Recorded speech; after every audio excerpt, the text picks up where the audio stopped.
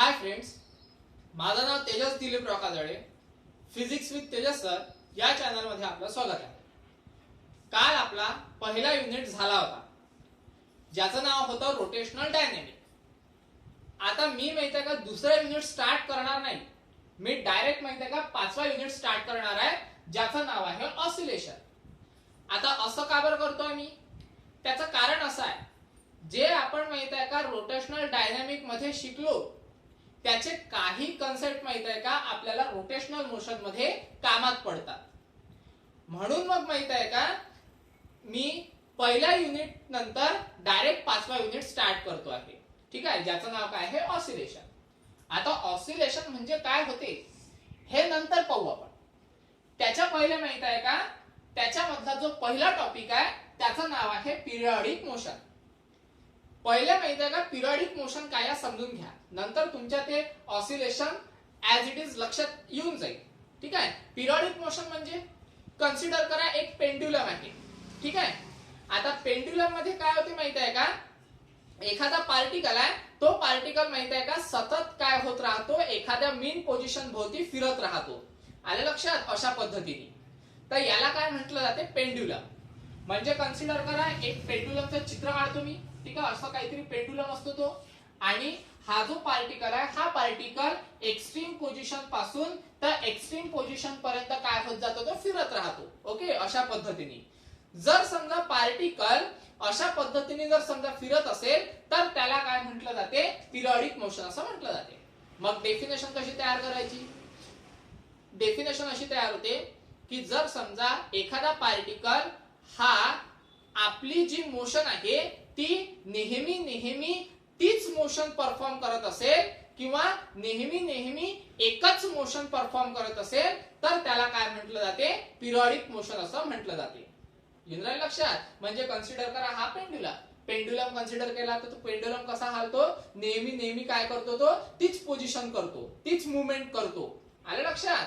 म्हणजे कन्सिडर करा ही त्याची एक्स्ट्रीम पोझिशन आहे, त्या एक्स्ट्रीम पोझिशन पासून तर दुसऱ्या एक्स्ट्रीम पोझिशन पर्यंत येतो, पुन्हा त्या एक्स्ट्रीम पोझिशन पासून पहिल्या एक्स्ट्रीम पोझिशन पर्यंत येतो. बरोबर आहे ना. म्हणजे तो काय करत राहतो, एक मोशन पुन्हा पुन्हा पुन्हा पुन्हा काय करतो, रिपीट करतो. जर समजा एक पार्टिकल त्याची मोशन पुन्हा पुन्हा रिपीट करत असेल रेग्युलर इंटरवल ऑफ टाइम मध्ये तर त्याला काय म्हटलं जाते, पिरियडिक मोशन असं म्हटलं जाते. लक्षात. आता हे जे पिरियडिक मोशन आहे, पिरियडिक मोशन परफॉर्म करत असताना त्याचं जे एक मोशन राहते, म्हणजे तो काय करतो की एक जी मोशन आहे ती खूप वेळा रिपीट करतो, नंबर ऑफ टाइम रिपीट करतो. तर त्याच्यातली जर समजा आपण एक मोशन जर कन्सिडर केली तर त्या मोशनला काय म्हटलं जाते, ऑसिलेशन असं म्हटलं जाते. म्हणजे कन्सिडर करा, पहा आता हा जो आपला पेंड्युलम आहे, हा पेंड्युलम माहित आहे का अशा पद्धतीने काय होऊन राहिलेला आहे, मोशन परफॉर्म करत आहे. कन्सिडर करा अशा पद्धतीने. आले लक्षात. तर अशा पद्धतीने तो मोशन परफॉर्म करत असताना तो काय करतो आहे, एक्स्ट्रीम पासून तर एक्स्ट्रीम पर्यंत येत आहे, पुन्हा एक्स्ट्रीम पासून दुसऱ्या एक्स्ट्रीम पर्यंत येत आहे. आले लक्षात. किंवा आपण त्याला किती एक्स्ट्रीम एक्स्ट्रीम नाही म्हणू, आपण त्याला म्हणू ए आणि बी, म्हणजे बरोबर लक्षात येईल तुमच्या. म्हणजे हा पार्टिकल माहिती आहे का ए पासून तर बी पर्यंत येत आहे, पुन्हा बी पासून तर ए पर्यंत येत आहे. म्हणजे जर समजा अशा पद्धतीने तो जर समजा की मोशन परफॉर्म करत असेल तर त्याला काय म्हटलं जाते, पिरियडिक मोशन. म्हणजे एकच मोशन करत आहे तो आणि after regular interval of time मध्ये. आलं लक्षात. तर याला काय म्हटलं जाते, पिरियडिक मोशन.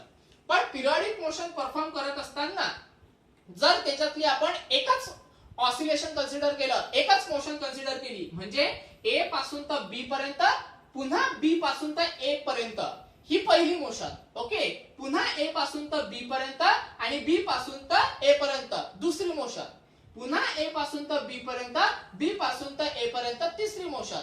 ठीक आहे, ह्या अशा नंबर ऑफ मोशन तो काय करतोय, परफॉर्म करतोय. पण त्याच्यातली एकच मोशन आपण कन्सिडर केली. ओके, कशी, ए पासून तर बी पर्यंत, पुन्हा बी पासून तर ए पर्यंत, अशी एकच मोशन कन्सिडर केली तर त्या मोशनला म्हटलं जाते ऑसिलेशन. येऊन राहिलं लक्षात. ठीक आहे, तर हे आहे आपली पिरियडिक मोशनची डेफिनेशन. ठीक आहे, इम्पॉर्टंट डेफिनेशन आहे, 1 मार्कासाठी विचारल्या जाऊ शकते.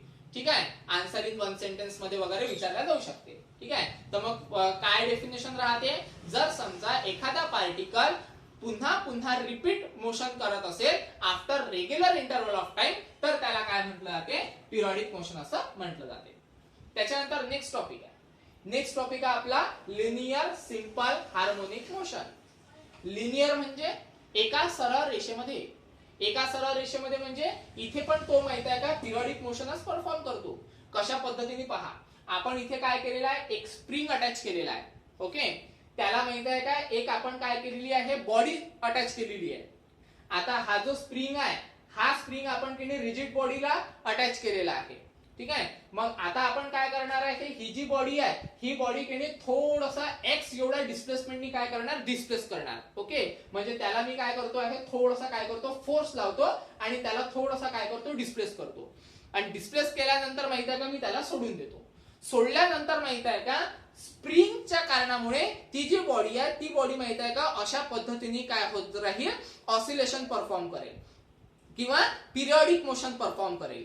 ठीक आहे, मग आता की नाही पिरियॉडिक मोशन परफॉर्म कशी करायला आहे, ती एका सरळ रेषेमध्ये पिरियॉडिक मोशन परफॉर्म करत आहे. बरोबर आहे, एका सरळ रेषेमध्ये पिरियॉडिक मोशन परफॉर्म करणं म्हटलं म्हणजेच काय, तर लिनियर मोशन परफॉर्म करत आहे. आलं लक्षात.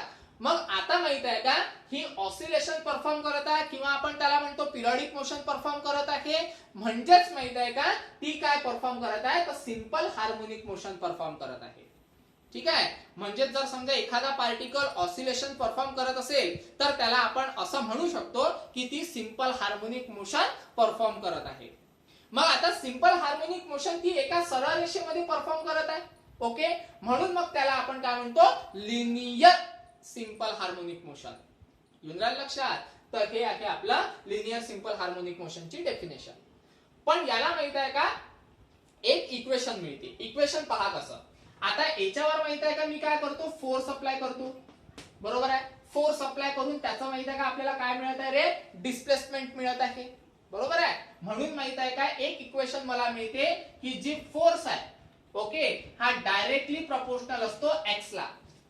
म्हणजे जेवढा जास्त तुम्ही फोर्स लावाल तेवढं जास्त तुम्हाला डिस्प्लेसमेंट पाहायला मिळेल.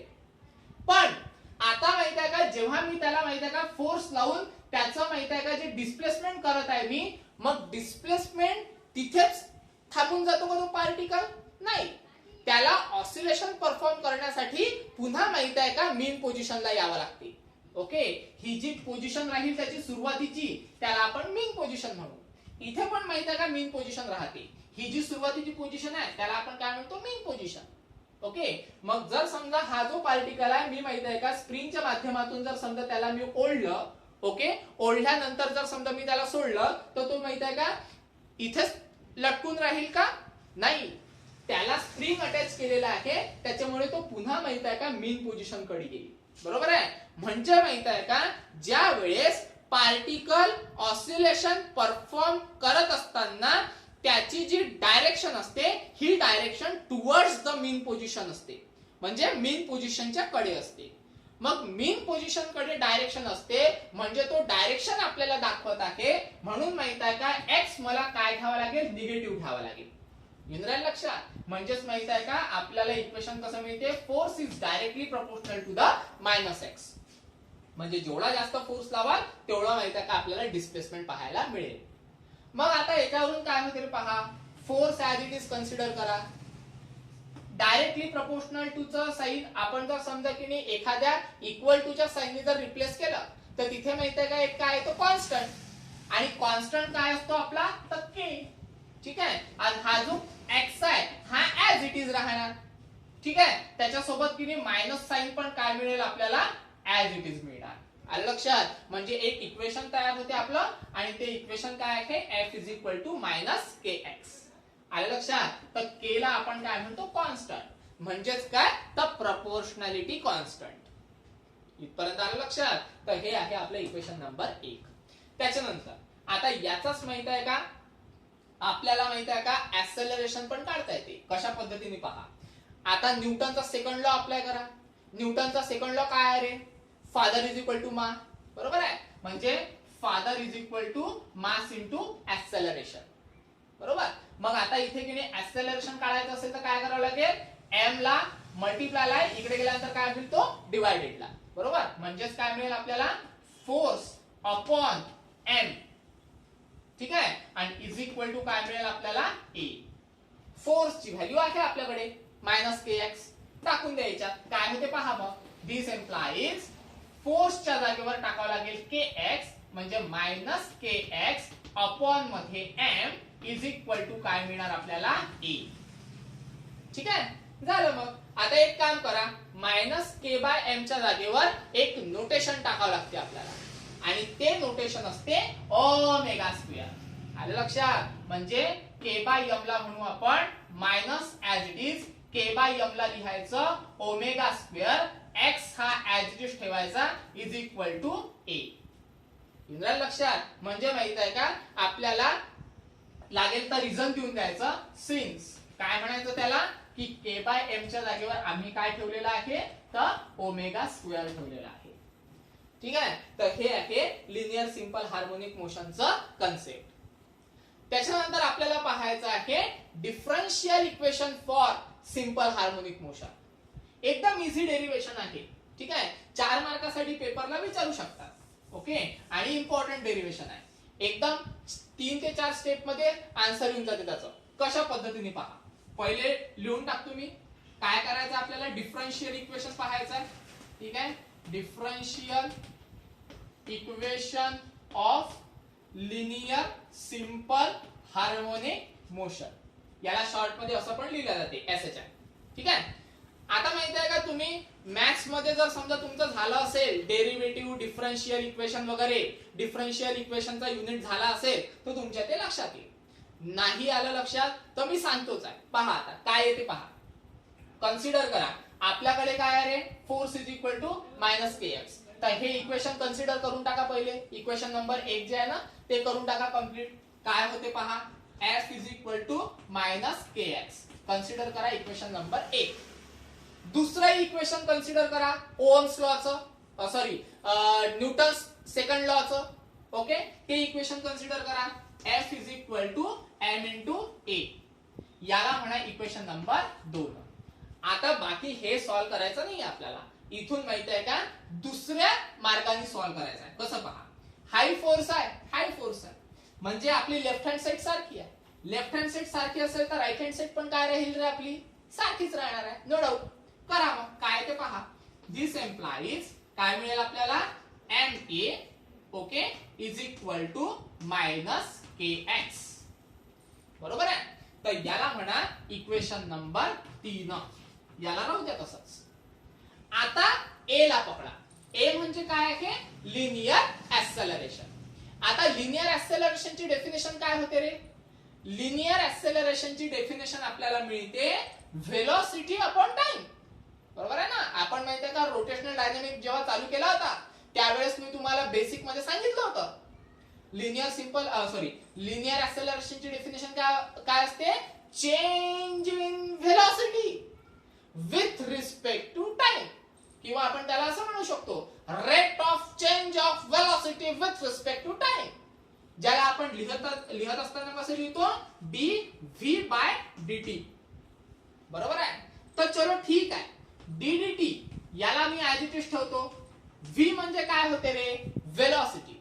व्हेलॉसिटीची पण आपल्याला डेफिनेशन मिळते. व्हेलॉसिटीची कोणती डेफिनेशन मिळते रे, व्हेलॉसिटी म्हणजे डिस्प्लेसमेंट अपॉन टाइम, ज्याला आपण काय म्हणतो, change in displacement with respect to time, किंवा असं म्हणतो rate of change of velocity sorry rate of change of displacement with respect to time.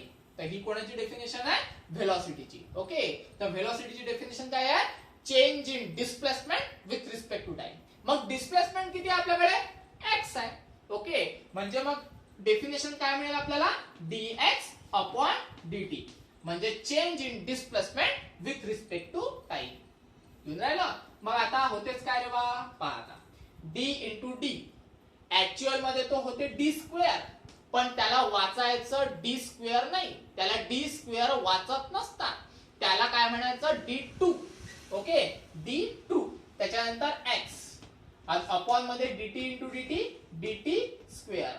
ठीक आहे, म्हणजे वाचताना कसं वाचायचं त्याला, d2x अपॉन dt स्क्वेअर. येऊन राहिलं लक्षात? म्हणजे ऍक्सेलरेशनची डेफिनेशन काय मिळाली आपल्याला? d2x/dt². झालं. ही जी ऍक्सेलरेशनची व्हॅल्यू आहे ही माहित आहे का? इक्वेशन नंबर 3 मध्ये पुट अप करा. काय आहे ते पहा आन्सर. झालं. 2-4 स्टेप मध्ये आन्सर मिळते आपल्याला. पहा आता करा याच्यामध्ये पुट अप. हे पहा m as it is. Okay. त्याच्यानंतर a ची व्हॅल्यू काय आहे? d2x/dt². म्हणजे d2x/dt² is equal to -kx as it is. -kx as it is. Okay. त्याच्यानंतर मायनस इकडे आहे. इकडे आल्यानंतर काय होईल तो? नाही ते एक काम करा, सध्या पुरती राहू द्या तसं. हा जो m आहे त्याला तिकडे पाठवा. m इकडे काय आहे? मल्टिप्लायला. तिकडे गेल्यानंतर काय होईल रे तो? डिवाइड. बरोबर. म्हणजे काय मिळेल आपल्याला? This implies d2x/dt² is equal to -k. Okay. त्याच्यानंतर m इकडे मल्टिप्लायला आहे. इकडे गेल्यानंतर काय होतो तो? डिवाइडेडला. ठीक आहे. त्याच्यानंतर x हा ऍज इट इज. एक काम करा, हा इकडे मायनस आहे, इकडे आल्यानंतर काय होईल तो? सरळ सरळ प्लस. सम कर.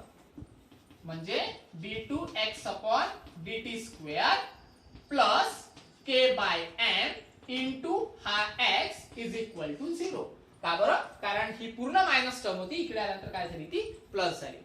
आणि आपण माहिती आहे का 2 मिनिटं आधी पाहिलं होतं k/m च्या जागेवर आपण काय पुटअप केलं होतं? ω².